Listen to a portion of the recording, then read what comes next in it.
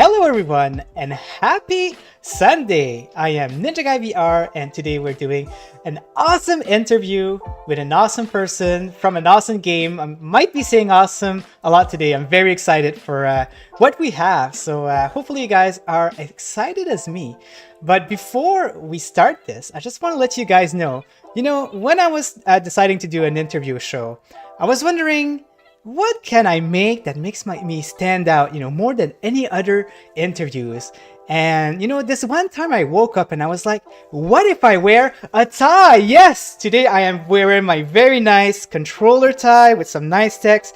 Let's play game, repeat. Hopefully you enjoy it. But anyway, without further ado, let me introduce you guys to our host, and it is the one and only Dave. Welcome, my friend, to today's show.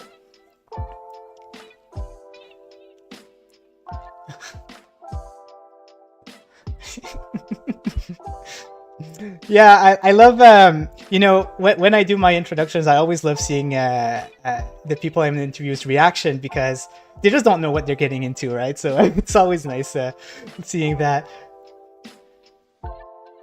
You got me.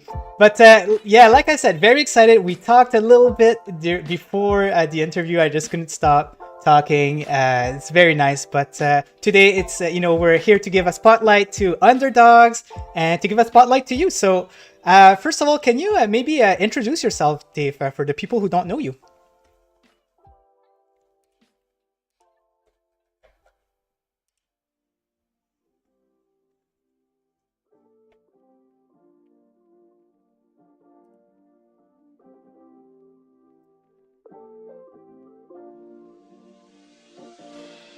Nice, nice.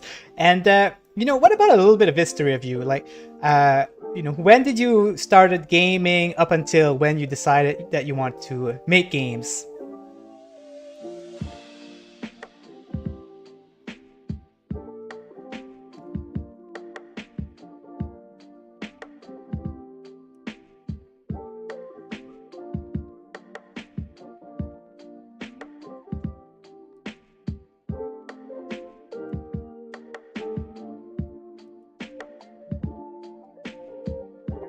What?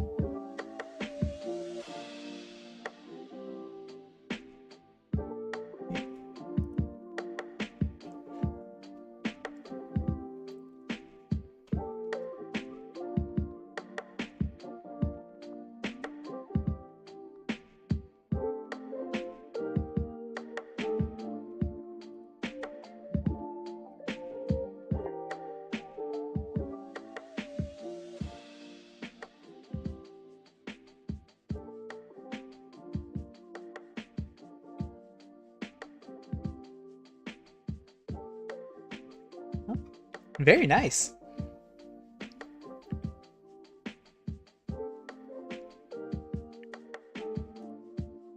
Yeah.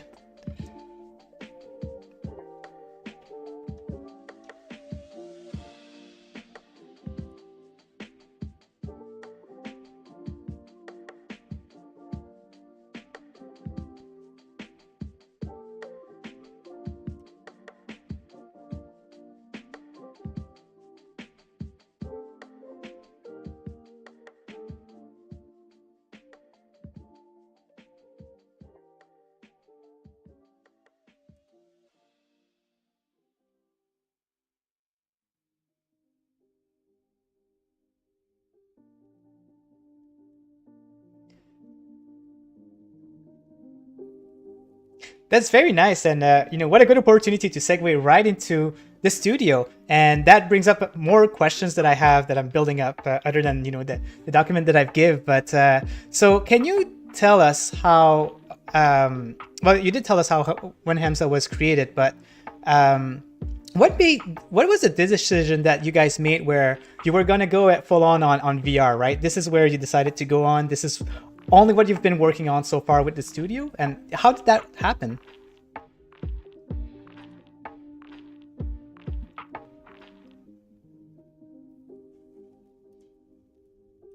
Started out as a technical demo for for a audio company that had a spatial audio plugin that they wanted to show off. And the other project was actually I'm seeing lots of guests is on mute. Should Yeah, I'm I sorry. ignore I this? just unmuted it. I keep forgetting, but we All right, got you we now. good? Yeah. Okay. So yeah, we started with two projects. One of them was a VR project, very simple demo, and the other one was actually a mobile game that we wanted to make for a long time. Okay. And we worked on both of those in parallel, with the VR game actually being the secondary one, um, for like a year. And at some point, we were like, all right, we can either go to this super saturated and well established and not really interesting segment of gaming, or we can go into this really new, cutting edge, unexplored, um, new frontier. And so I think like a year after we opened the studio, we were like, all right, we need to stay in VR. This is our thing, and we can't be one leg over here and one leg over there. And we just took the decision and put the mobile game aside and went all in on VR. That's an interesting thing because mobile is such a big industry, and we see so many.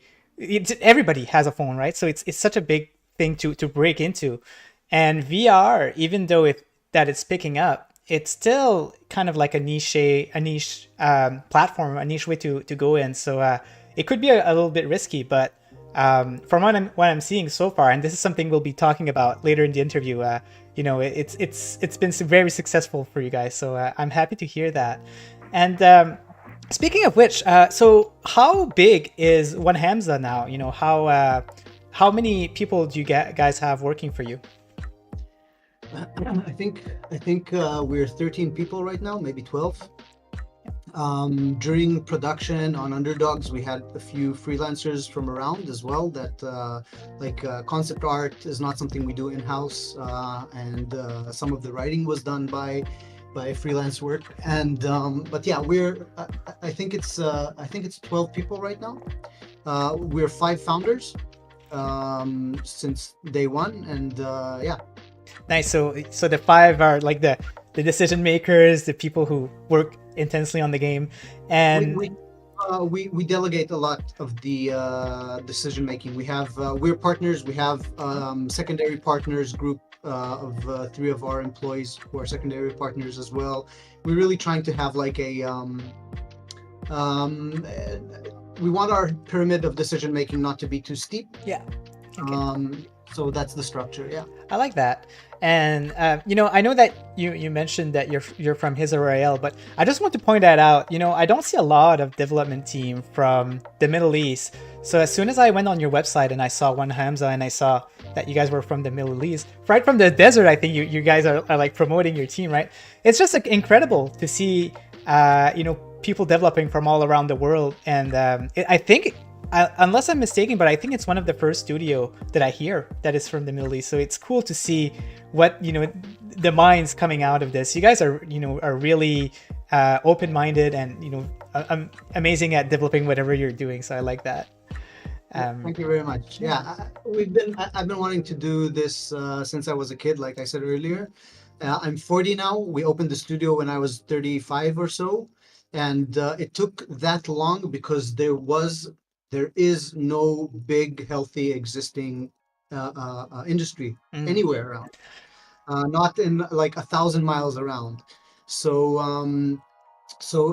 for us, it's we want to do things properly and right, and we want to help establishing the industry here just by doing it. yes. And so yeah, you will see a lot of games from this area that are more in terms of more mobile games, more casual, and what do they call it, social gambling kind of crap Yeah. and all that. That's not Yeah. gaming as far as we're concerned. Yeah. So yeah, it took us a very long time to be able to build up the momentum that we needed in order to actually do something that is quite different in an ecosystem that's pretty empty.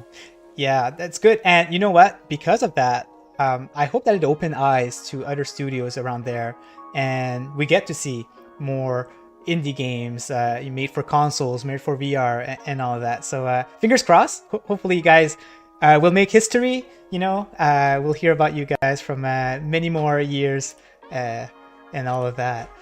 So now that before we talk about Underdogs, I just want to talk about the previous games that you guys worked on, which is Racket NX, and this game was also pretty pretty successful. Can you tell us a little bit about the game? Sure. Racket NX is what we call an arcade space sport. It's loosely a combination of racquetball, Arkanoid or Popcorn, if you remember those games, brick breaking games. Yes. And a pinball machine. So it's all about ball control. You can see in the demo that you're playing right now, it's a racket and ball game. The physics are the main gameplay thing here.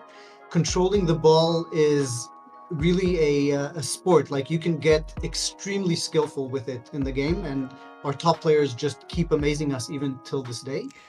And yeah, it was developed in a very non-straightforward fashion. It started out as a very simple tech demo for spatial audio, and we just kept developing a little bit more at a time. So at no point was there like one grand vision for what this game is supposed to be, but rather it was more of a evolutionary process.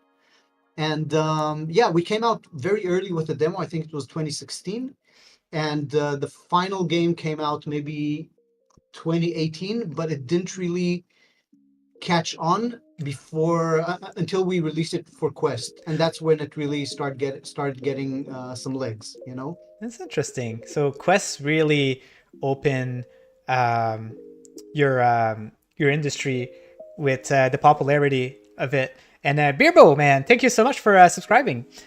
But what was I saying? So that's probably why when you decided to work with Underdogs, again, we're going to get on that later, but that's probably why when you developed Underdogs, you decided to build it from the ground up with the MetaQuest 2, right? Well, it's not exclusively for Quest, but VR, like you mentioned earlier, it's still not that big a market, and there's no question that the biggest player right now is Meta, and the biggest device is Quest. It has to be, like, unless you're doing something very specific, it has to be at least one of your two main platforms, right? You can't really ignore that. And other than that, it's also like the best development tool for VR right now because it's consistent. You don't need to, solve for different PCs and different headsets off the bat. You do that later after the game is already developed or like in advanced stages. So yeah. Yeah. So devs, if you're hearing this, just keep that in mind. Quest is probably the biggest market right now, so make sure to try to develop for Meta if you want to get out there. Something else that I've noticed is that Racket NX and Underdogs, they're such different game. Like, I feel like you just haven't. You must have maybe used a few things, but I feel like you haven't used any kind of mechanics from Racket NX, and then you just build a game completely different. So, how did you guys make the decision to do that? To completely scrap off kind of like the sport image that you guys had and go into more action-oriented kind of game? Yeah, so I think that if you abstract it a little, you can see that the principles behind Racket and the principles behind Underdogs are quite similar. First of all, trying to really capitalize on what works well in VR and trying to find creative solutions or work around the things that don't work well in VR. So, for example, both games use very little buttons and they don't use the joystick so much because we feel that those are kind of counterproductive to the whole VR experience. VR for us is about movement. It's about analog controls. The second thing is in both games, really the gameplay is focusing around building satisfying interactions in VR, satisfying physical interactions in VR. Because VR is weightless, right? You're not holding a real racket. You're not hitting a real ball. Making hitting the ball feel good with the little tools that we have, which are basically the game mechanics, some pretty basic haptics and sound. right? And having it, interact with the game world in a way that's meaningful. It's the same principles that stand behind making punches feel weighty and crunchy in Underdogs. And that's really what we're trying to do with the medium. We want to get the most out of the physical interactions there. So it's the same kind of thought process behind it. It's the same kind of principles, but at the end of the day, Racket is not a game any of us thought that we would end up making. We just, like I said earlier, it was kind of an evolutionary process. None of us are big sport game players. None of us play racquetball, actually. But we're all gamers. We really enjoy fighting games. We really enjoy violence, as long as we might get to that a bit later, but I think violence is a basic human tendency, and I think that games are a very good place to explore, relieve, and kind of play around in a safe way with this kind of tendency. And so yeah, when we finished making Racket, we really wanted to make a game that had more violence in it. We wanted to make a game that had more lore in it. Like, Racket is very arcadey, which is fun. We love the leaderboards. We love people fighting over tenths of a second of performance. That's really cool. But we want to build worlds. That's, for us, that is like the promise of VR. So that was another big factor in going and veering off towards Underdogs.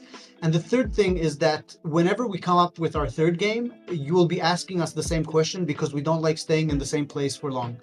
And the next game will be nothing like Underdogs. That much I can tell you. Yeah, you're making me thinking. I don't know what you guys will do, but the fun thing about this is not just that both games are different, but also that Underdogs is different from anything else inside the VR ecosystem. So that's another very cool thing. And even if I try to think about what the third game will be, I have a feeling that I can't compare it to something else, so I have a feeling that my guesses will most likely be wrong. We came into VR in order to explore the edge. Yeah. So if I'm in VR and all I do is kind of clone someone else's idea or make another shooter, or that's, to me, that's not the edge. That's not what we know how to explore. So I mean, of course, there's still lots to explore in the shooter space of VR. I'm not saying there isn't. But for us, we really want to explore the mechanics of VR. Yeah, it makes sense. And I think one of the reasons people got really into the Underdogs is because of that. It's because of how it stands out and how different it is. So, let's stop drifting away from Underdogs, and it's time to actually talk about the game. I have some nice questions here about the game. So Underdogs is a roguelite that came out a little earlier than this year. The game bursts with style and is as you fight your way through areas to save your brother. Can you tell us in your own words what the game is about? Yes. I think, like, explanation is it's a physics-based mech brawler. That's like the base mechanic of the game. You're in a mech, the mech does your movements, and it's a melee combat, like, face-to-face brawler. That is the basic premise of the game. That's where it started. But for us, I think, like, the thing that we're really happy to have been able to apparently put together is that it's a complete game. We have a world that you are in. We have a story that you follow.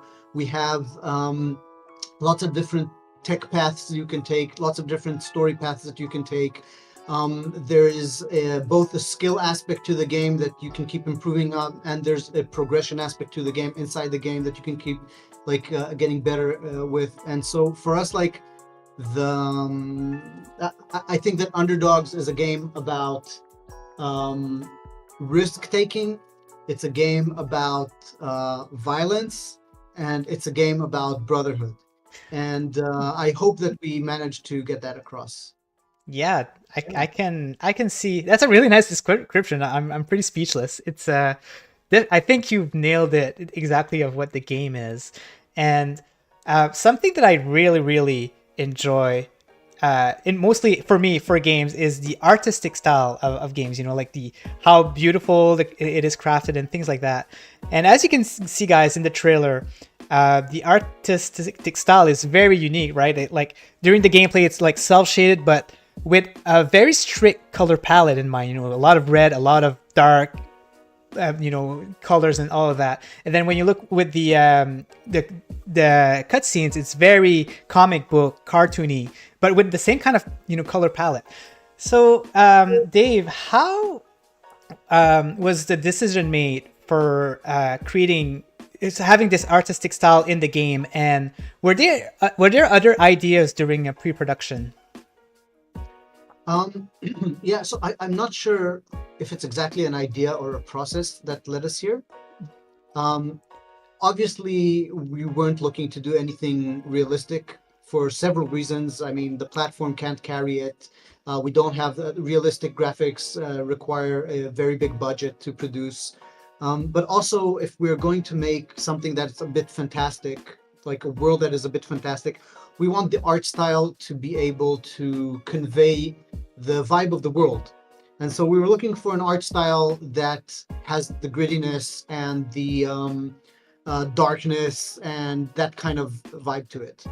Now, the 2.5D comic book styled cutscenes that you can see in the trailer and that are actually a big part of the game as well. We had the concept for this before we had the concept for the game, actually.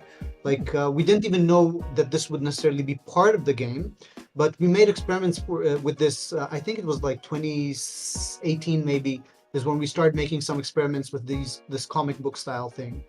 And so when I started working on figuring out the visual style for Underdogs, I had in mind from the get-go, my goal was to find a style that I could develop 2D images as well as 3D visuals into, right? Something that would work together well.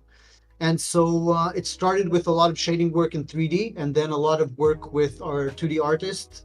And there were many iterations on trying to understand how we treat darks, how we treat terminal lines, what we do with lighting, what we do with rim lights, color palettes, all these kind of things.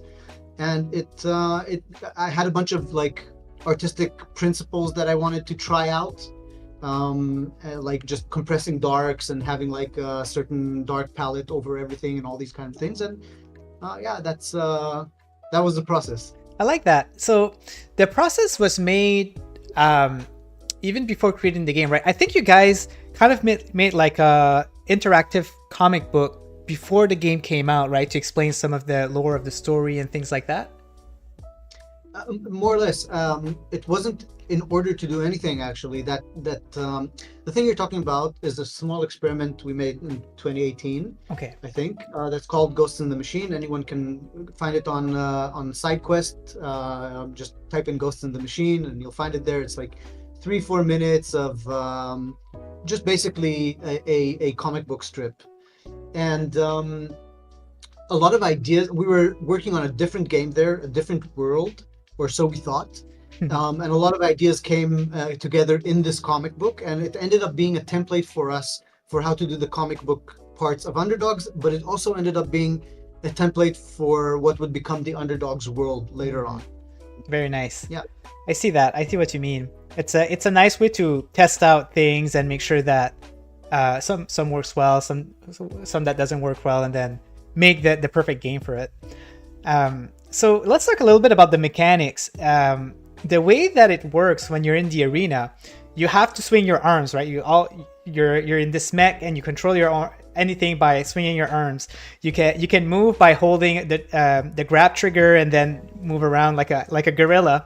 And then when you want to punch and you don't want to move, you can just release the triggers and then just punch around and stuff. But it's more complicated than that, because it's not, it would be boring just repeatedly just hitting people and that would be it. There's a lot of stuff where you have to hit some of them in a specific place to do maximum damage. If you swing your arms harder, you do more damage, but you also want to, if you want to stun them, you have to punch them quickly. And as you can see right there, you can swing your arms in, in the back, and then you can ram enemies. Just so many mechanics just to make it not boring, right? I've played some boring games where you have a sword and you can just do that and just kill everybody. But that's not it. That's the first. I'm pretty new to VR, and I started in December, and I think that's the first game where I felt, wow, there's actually games in VR where you don't just do repetitive, boring mechanics. So that was really cool, and I'd like to know,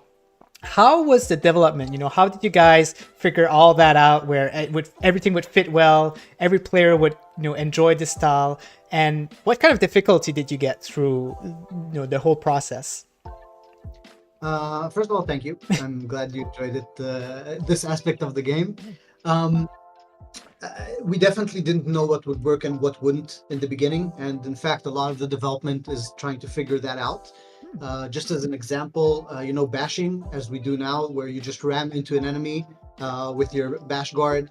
That was kind of that was put in later on. We didn't even start the game with the bash guard, so you needed to buy a special item for it, etc. So there were many iterations, but one of the core things that we tried figuring out in Underdogs is the following. We are used to games. We play games where you have buttons and combos that play animations and do specific amounts of damage, specific moves, right? So if you go forward, top punch, then you do a special punch that plays an animation that is like 0.6 seconds long and does 7 damage, right? Mhm. And it's all very, very binary digital controls. Now in VR, we're analog, right? The player can move however they want, and we really want to embrace that, because that's what gives you expressiveness. That's what lets you be embodied while you're playing and move yourself. And it also, that's really the whole strength here, is being present, moving yourself. And for us, bridging those two things, where on the one hand you can do whatever you want with your body, on the other hand I need to give you some clear rules about how certain things you do will be better in the game and certain things you do will be worse in the game. That was like the crux of the mechanics in the game here for us in Underdogs. So for example, you mentioned the swings, right? And you mentioned some generic sword game where you just go like this and everything, it doesn't matter if you go like this or like this or like that or whatever, it's all the same. So we could say, like, if you punch like this, you do X damage. If you punch like this, you do Y damage. If you do an uppercut, but that is also, again, a box. Like, what counts as an uppercut? What counts as a jab? It's a bit too restrictive. So instead, we went for a scheme where we said, all right, I'm measuring some key aspects of your movement. Like, I'm looking at how fast your punch lands. I'm looking at how wide your swing was before it hit the target. Like, for how long and for what distance was your hand moving smoothly before I hit the target? And I'm gonna just give you bonuses for doing punches that are better, like faster speed, wider swings. And what that results is that it really matters what you do, right? Like if I just go like this, I'm not going to produce a lot of damage. But if I do a haymaker or I do a proper uppercut, right? Both of these will register as very good hits. And so it's a nice balance where on the one hand, we keep the expressiveness and we let the player do whatever they want with their body. On the other hand, we give you a set of rules that, just like in any other games, if you play it correctly, you will be, it will give you an advantage. Yeah, give you a reward. Yeah, rewarding. Yeah, exactly. Yeah. And then, of course, there's, if you hit the head, which is a bit harder to hit, you get a bonus as well, etc., etc., etc. So I think that's kind of the design philosophy behind it. Yeah, I like that. And everything feels, natural or immersive and all that, because, when you punch, the aptic really makes you feel like you're actually like giving them a really good punch.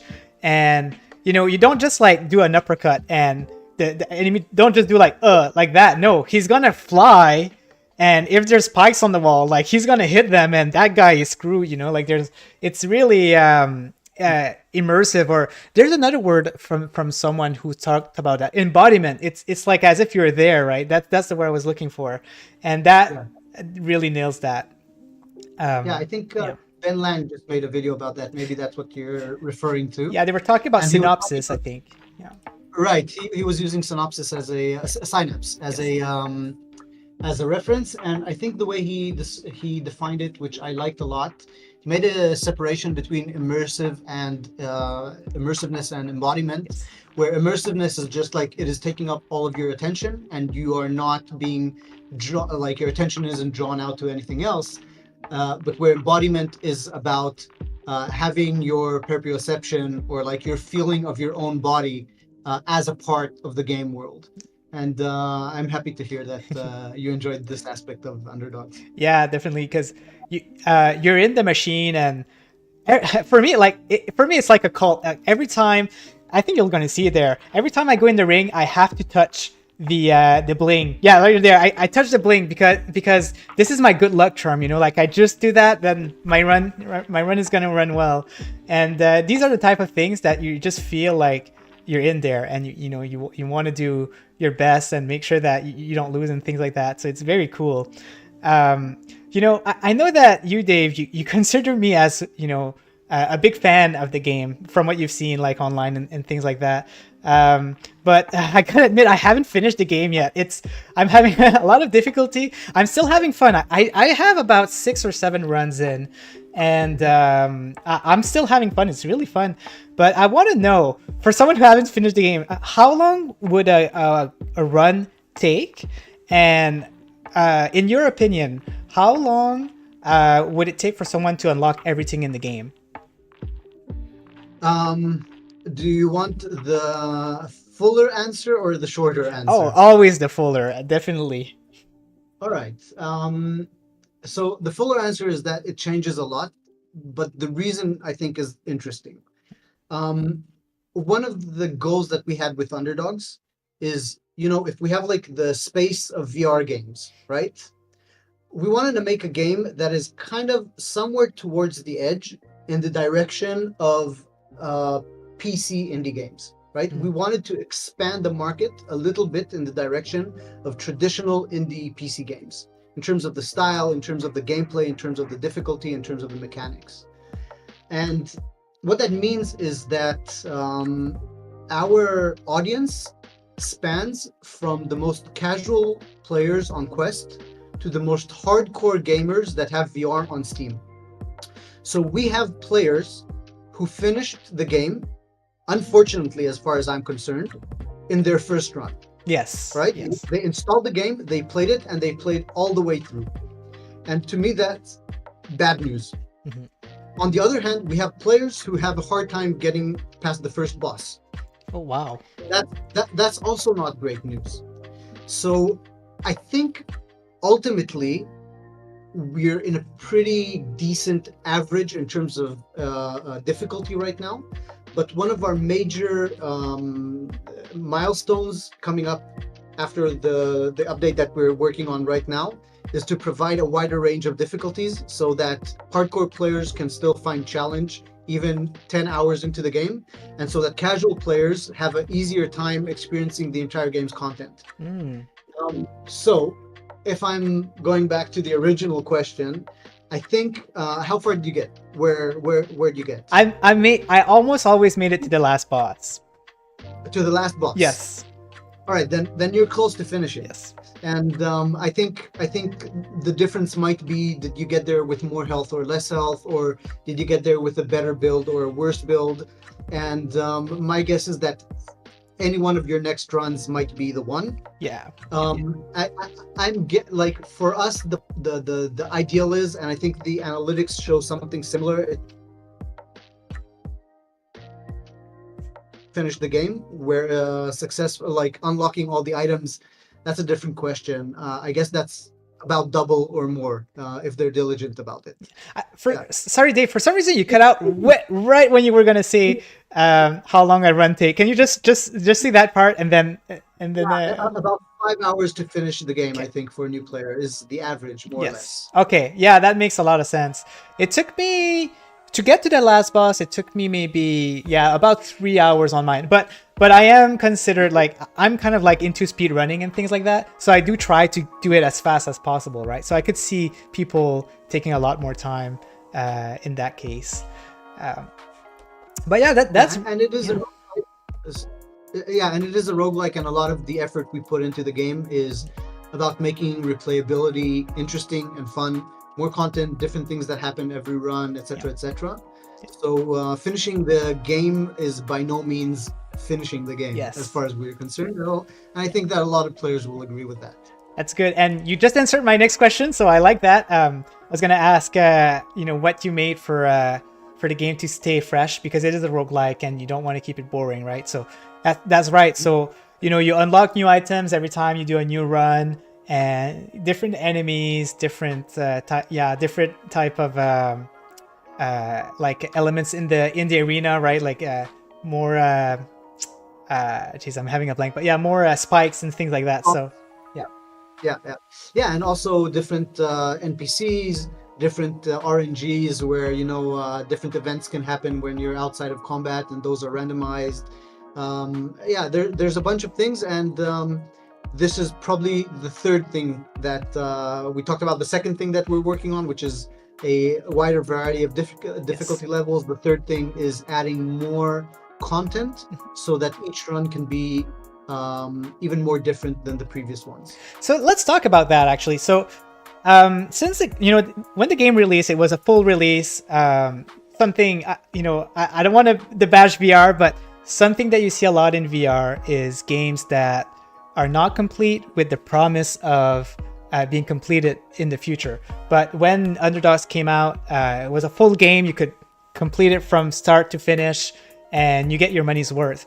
But since the game release, you guys actually made new updates already. So can you talk about what you've included in the game since the release? Yeah, so we had the two medium-sized updates, I think, or one medium-sized update and another slightly smaller one coming up soon.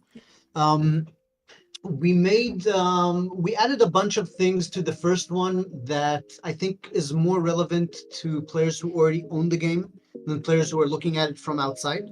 So if I'm looking at it outside, I'm looking for features. I'm not that interested in having a new enemy or an updated item or a bunch of new, features like giving the middle finger like or that. Yeah. things.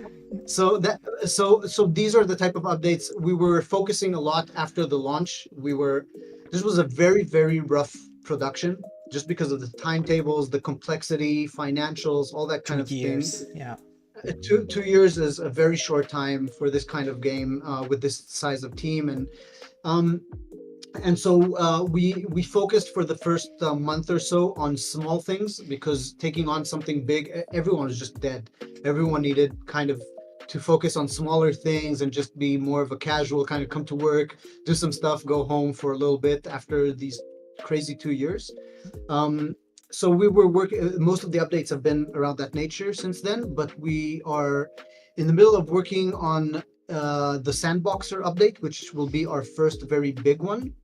The Sandboxer update is Sandbox. That's the main thing that we're adding to the game. And this, as opposed to the previous updates, is going to be a full new game mode, which I'm not sure I can elaborate too much on right now, but shareable scenarios and lots of tools to play with everything in Underdogs. It's going to be really cool. Very nice. So the I don't want to break the NDA because I am a tester, and I did test the new update coming, but it's been announced on Twitter, so there is going to be a new weapon soon coming. Look forward for that. It's a pretty cool weapon, and I think this weapon was made that was a shield. Sorry, so the shield was a weapon made before it came out, but that got scrapped. But we can talk about it. We're coming out with the Wrecking Ball. Yes, they were okay. And the Wrecking Ball is actually a weapon that, like you mentioned, we had a pretty advanced prototype for it, like before the game came out, and we decided that just it didn't make the cut. It Mhm. wasn't ready for it, and we just finished it recently. There's just a couple more bugs that we found out that we need to correct, Mhm. but it'll come out real soon. And this, for me, for the way the studio looks at having a weapon come out, this is a excuse me, a medium-sized or small update. Like, Okay. this is all right. Here's another tool. Here's some more content. But the big stuff is like, here's a new feature. Here's a new game mode. That's what we want to do with the Sandboxer. That's what we want to do with the update that comes after that, the corruption update, Mm. which is about difficulty levels and taking on all sorts of challenges during your run, etc. So guys, there's a roadmap right now. They're pretty transparent to what they're working on.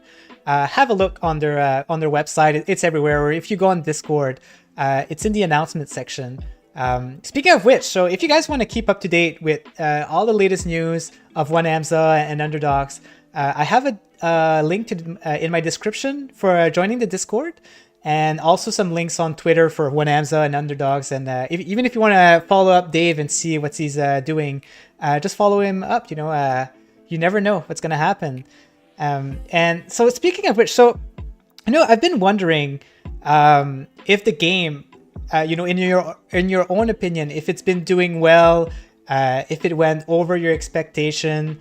And I know that you talked about maybe implementing a co-op or multiplayer at some point. Can you talk a little bit about what's your view on that you can share so far? Yes, I'll separate it with your permission into two questions. One of them I'll talk about how the game has been doing, Okay. and the second one I'll talk about multiplayer separately. Sounds good. So the game has exceeded our expectations in terms of reception, right? Like we know it's a pretty hardcore game. There's lots of stats, and it's very physically challenging, and the world is dark and hardcore, and people die. It's not your run-of-the-mill kind of VR game as we see right now.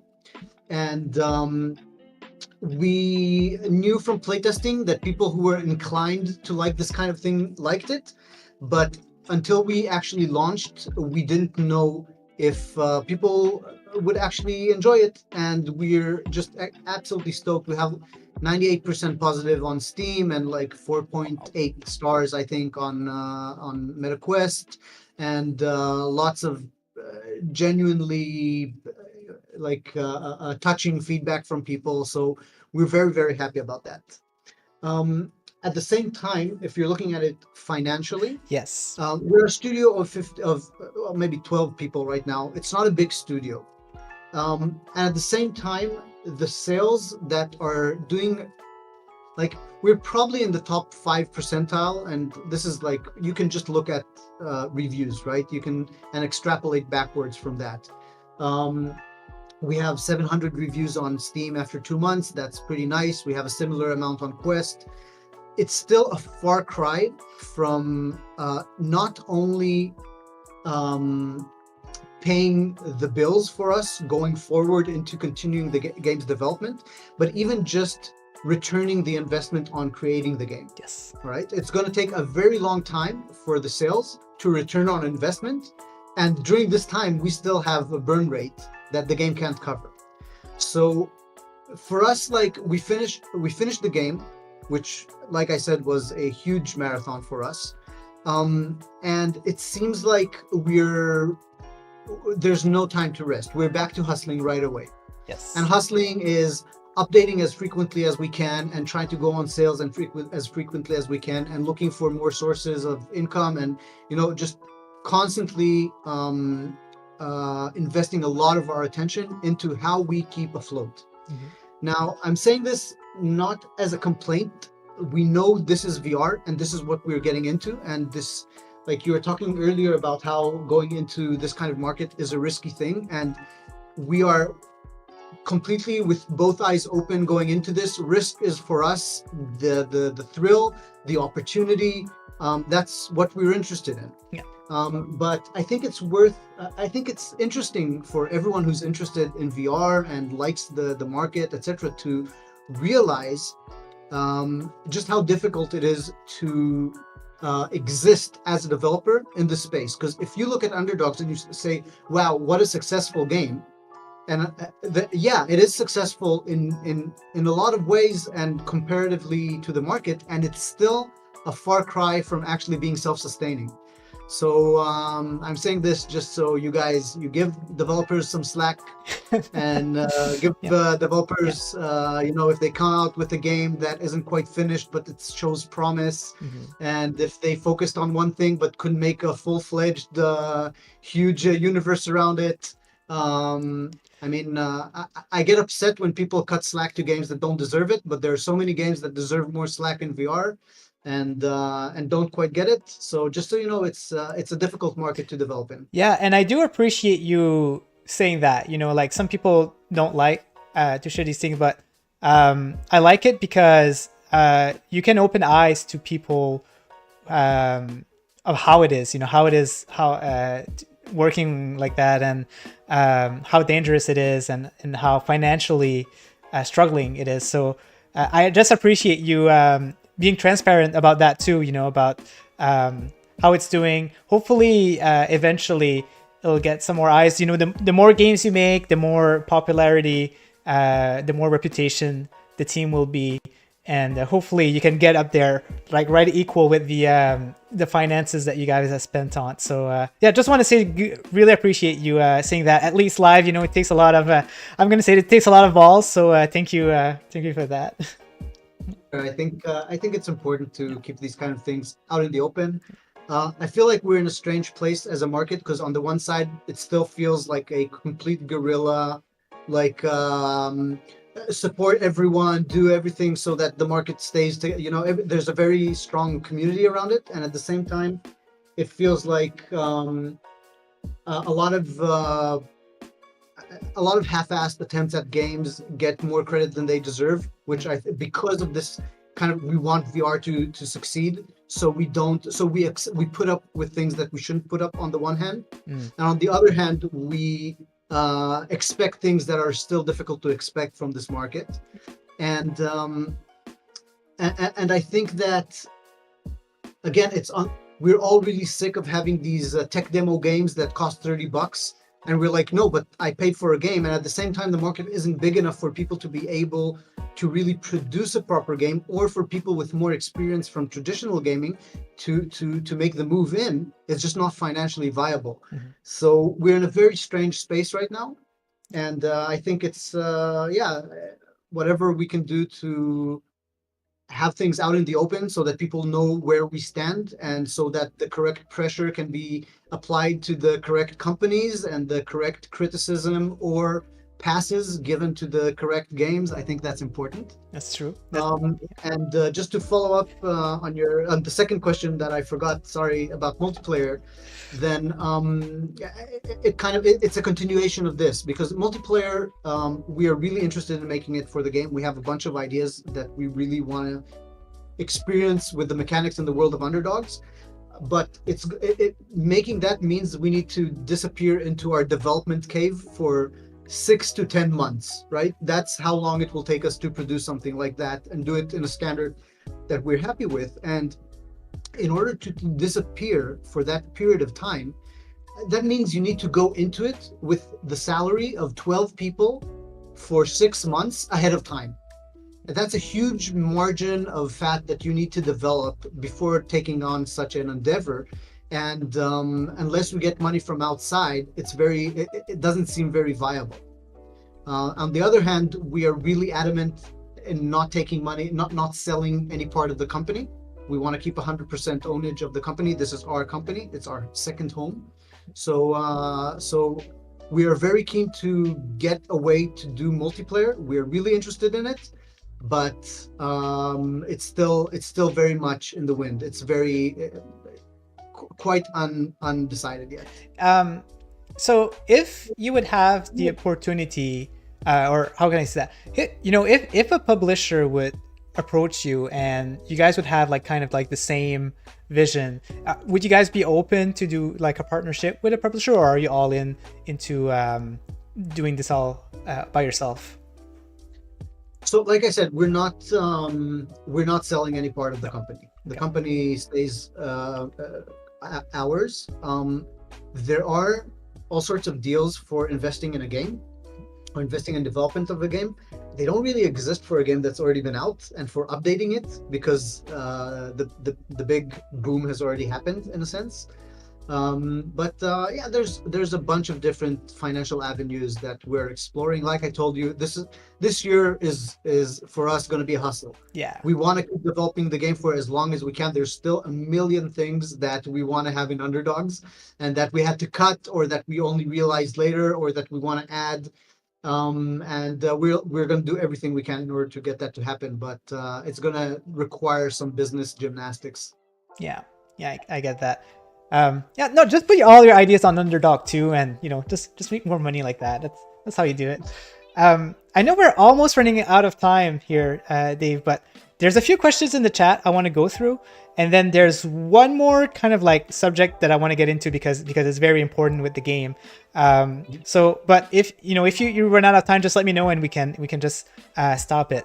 But awesome. So Aiden Yi is asking, will there be DLCs? And I'm going to expand it on that. So will there be like paid DLCs basically? Well, our roadmap includes, I think, maybe 6 big updates. None of them are planned as paid DLCs.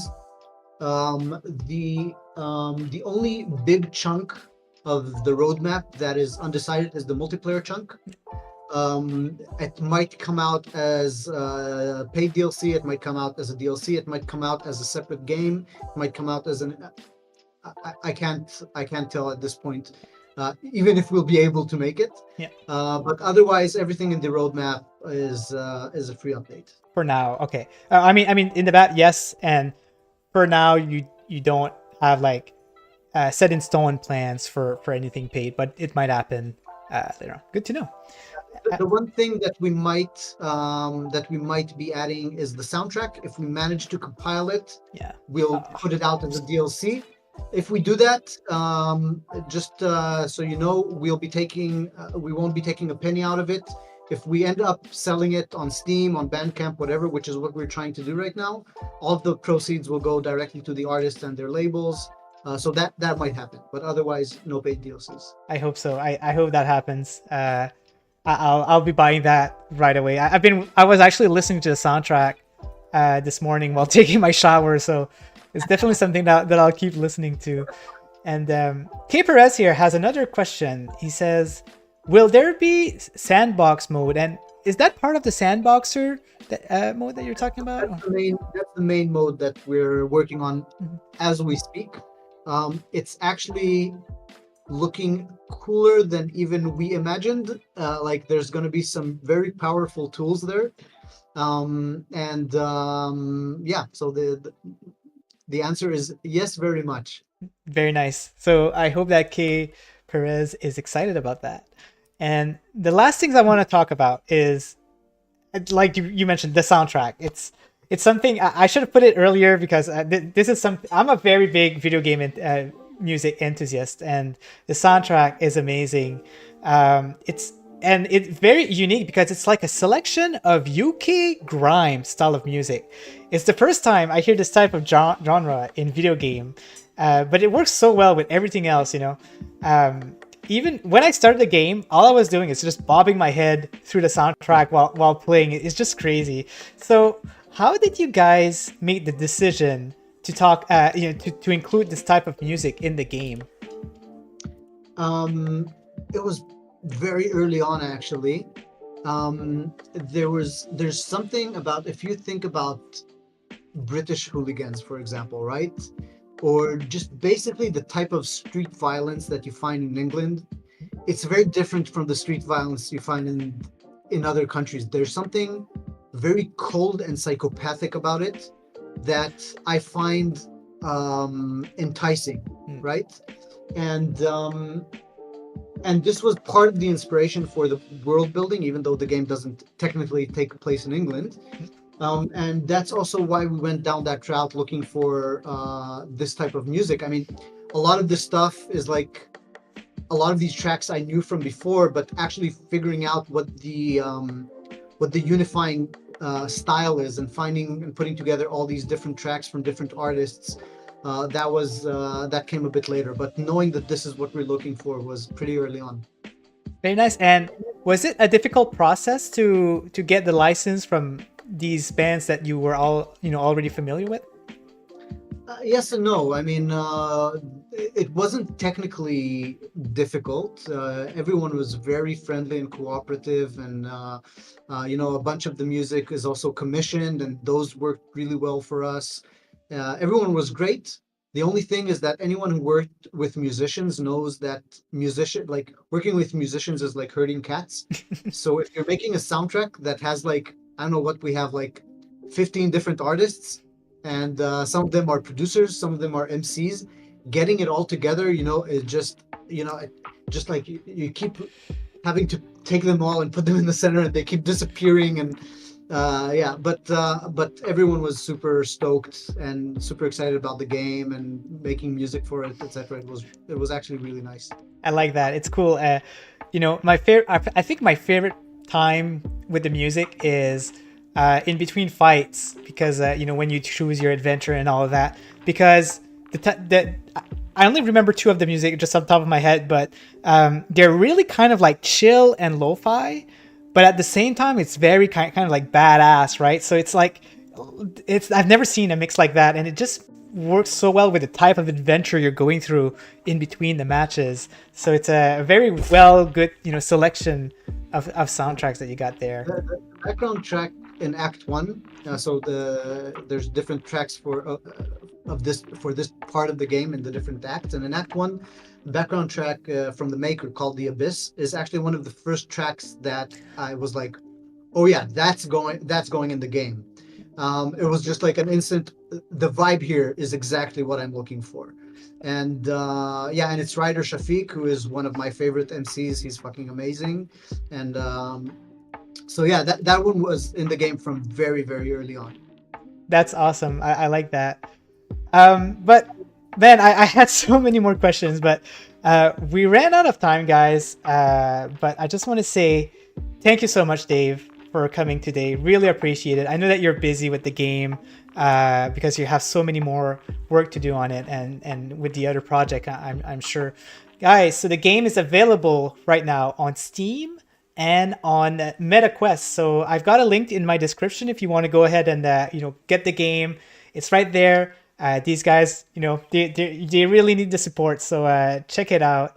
I'm hoping that big companies that stand out, like you guys, like Vertigo Games and things like that, you guys are just indie developers, but you guys are like the fathers, right? The founders of VR games. You guys are the main creators, and maybe someday you guys will grow up so much that you will be like the AAA. You'll be like the Ubisoft. You'll be like the Square Enix, and all of that. It's all where it started, right? Like it's just all in the starting age of it, and that's what I'm seeing. I'm just seeing all these little companies getting bigger and bigger as time goes.